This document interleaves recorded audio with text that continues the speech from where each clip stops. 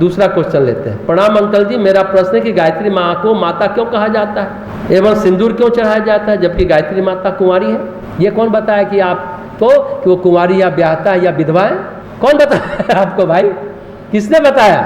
ये विडंबना है कि हम भगवान को भी इंसान मानते हैं और इंसानी रिश्ते नाते के आधार पर आकलन करते हैं। ये विडंबना है। कुछ गुरुदेव ने भी एक बार गायत्री जयंती पर कहा भी था, गायत्री माता किसी औरत का नाम नहीं है, वो आदि शक्ति है, जगत जननी है। जननी है इसलिए स्वाभाविक रूप से माता है। जबकि भारतीय संस्कृति की विशेषता है, ध्यान दीजिएगा, भारत का गौरव है कि केवल भारत भूमि ने क्या कहा? भारत भूमि ने परमात्मा को माँ के रूप में स्वीकारा है। किसी और भूमि में, किसी और देश में यह गौरव प्राप्त नहीं है। ऐसा क्यों है? क्योंकि माँ और बच्चे का, माँ और शिशु का संबंध बड़ा ही स्नेहपूर्ण, बड़ा ही नैसर्गिक और अद्भुत होता है भाई।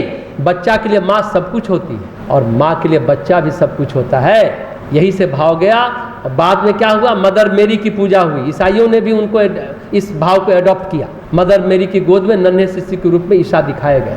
हमारे यहाँ उसी मातृत्व को सराहा जाता है, जैसे यशोदा के गोद में कान्हा, जैसे कि कौशल्या के गोद में राम। माँ और शिशु का संबंध कहा गया, माँ और बेटे का संबंध नहीं कहा गया। ध्यान से समझिए, बेटे का संबंध इसलिए नहीं क्योंकि बेटे में अकल बहुत आ जाती है ना बाद में।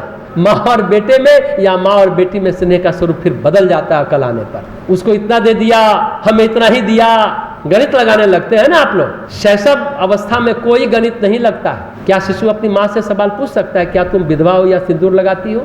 तो क्यों लगाती हो? पूछेगा कोई? क्या नहीं पूछेगा।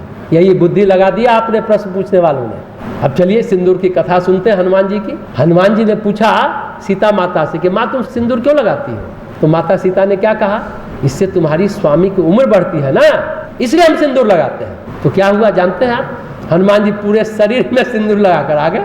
ये हनुमान जी का शिशु भाव था। माँ के लिए जो भक्ति होती है वो शिशु भाव से ही हो सकती है। किसी को वात्सल भक्ति कहते हैं, इसी को कृष्ण और यशोदा जैसा। यशोमती मैया का गीत गाते हैं। कोई कहता है देवकी मती मैया, पाला जन्म तो देवकी ने दिया। कृष्ण और यशोदा जैसा है वात्सल्य भक्ति। जिस तरह शिशु अपने माँ को देखता है तो उसके लिए माँ सबसे खूबसूरत, सबसे सुंदर, सबसे समर्थ, सबसे अद्भुत, सबसे कोमल, सबसे ज्यादा करुणा से भरी होती है। गायत्री माता को जब देखना हो तो इस तरह से देखिए। यह देखना चाहिए कि परमेश्वर हमारे लिए माँ बनकर आगे आए हैं और हम उनके नन्हे शिशु हैं, गोद वाले बच्चे हैं। उसमें ज्यादा अकल और तमीज शोभा नहीं देती। बुद्धि का अतिरेक भक्ति का विनाशक है। या तो बुद्धि इतनी शुद्ध हो जैसे शंकराचार्य की थी, या फिर बुद्धि ना हो।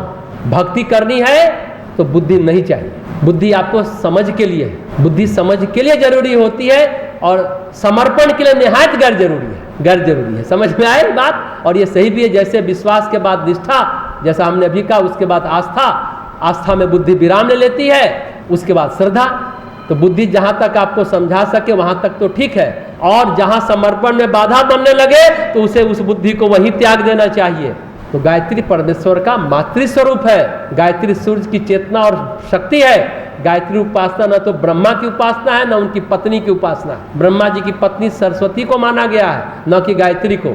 गायत्री ब्रह्मा की शक्ति नहीं है, ब्रह्म की शक्ति है। ध्यान देंगे, पर ब्रह्म परमात्मा की चेतना है गायत्री। पर ब्रह्म परमात्मा का दृश्य स्वरूप सूर्य है, सविता है। तो गायत्री तत्सवितुर वरेण्यम का संदेश देती है। धियो यो न प्रचोदयात् कहती है। दुर्बुद्धि और गायत्री साथ रह सकते हैं क्या?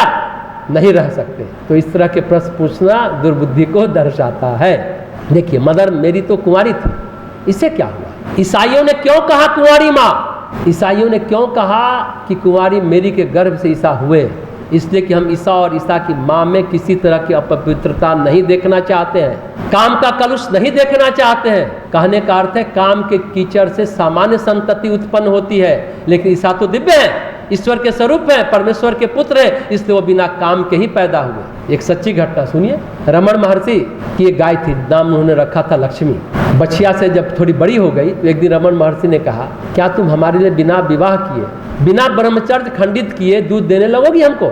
रमण महर्षि उस गाय से कहते हैं। उसी दिन से वह दूध देने लगी बिना पाल खिलाए। तो प्रकृति सब कुछ करती है और गायत्री मूल प्रकृति है। उसके जो 23 तत्व है वह सबके सब प्रकृति के तत्व है। एक मूल प्रकृति और 23 तत्व मिलकर के 24 अक्षर का गायत्री मंत्र बनता है। उसे तात्विक दृष्टि से समझना चाहिए। परमेश्वर के अभिव्यक्ति के रूप में गायत्री है, गायत्री संसार के रूप में है। उसे कहाँ सीमित करेंगे? इनकी पत्नी, उनकी पत्नी, इसकी माँ, उसकी माँ। गायत्री का एक नाम ब्रह्माणी है। तो वह ब्रह्म की शक्ति है, ब्रह्मा की नहीं। ब्रह्म और ब्रह्मा का फर्क समझिए। गायत्री ब्रह्म विद्या का मंत्र है। उन्हें ब्रह्मा तक क्यों समेटते हैं कि ब्रह्मा की पत्नी है? ब्रह्मा तो हिरण्यगर्भ है जिसने ये सृष्टि बनाई, परमेश्वर की चेतना को अभिव्यक्त किया। ईश्वर को माँ के रूप में पहचानना, जानना, मानना, अनुभव करना केवल और केवल हिंदुस्तान में। ईशा की माता है मदर मेरी, ये सच है। इसको महिमा मंडित भी किया गया, पर ध्यान से समझने की बात है, मदर मेरी का स्वरूप जो है ना वह लौकिक है। लौकिक है ना, पर गायत्री कोई लौकिक महिला नहीं है, अलौकिक है।